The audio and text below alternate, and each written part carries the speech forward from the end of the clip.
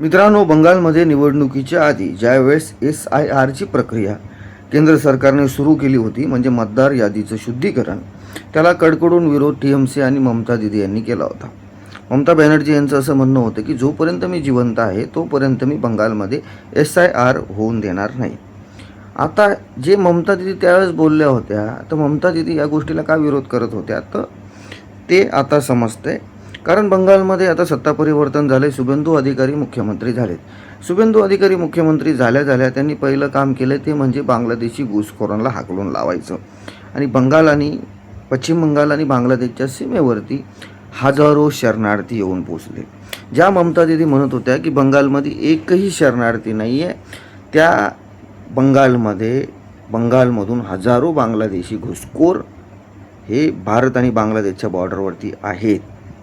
मित्रांनो, TMC सारख्या political पार्ट्या आपल्या वोट बँकच्या राजकारणासाठी जे अवैधरित्या घुसखोर भारतात घुसलेत त्यांचंसुद्धा लांगून चालन करत आहेत. त्यांना वोटर ID देत आहेत, त्यांना आधार कार्ड देत आहेत, त्यांना पॅन कार्ड देत आहेत, त्यांना सर्व सुखसुविधा देण्याचं काम त्याआधी कम्युनिस्ट त्यानंतर 15 वर्ष TMCने केलं. मित्रांनो, बांगलादेशी घुसखोर हा अत्यंत सेन्सिटिव्ह विषय आपल्या देशासमोर आहे.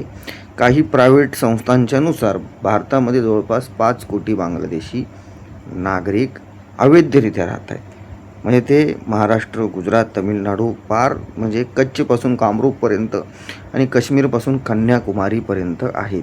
एवढी भयंकर परिस्थिती. आणि त्यांचा जो गेटवे आहे तो आहे पश्चिम बंगाल. आणि त्यामुळं पश्चिम बंगालमध्ये हे TMCचं सरकार जाणं खूप गरजेचं होतं देशाच्या सुरक्षितेच्या दृष्टीने.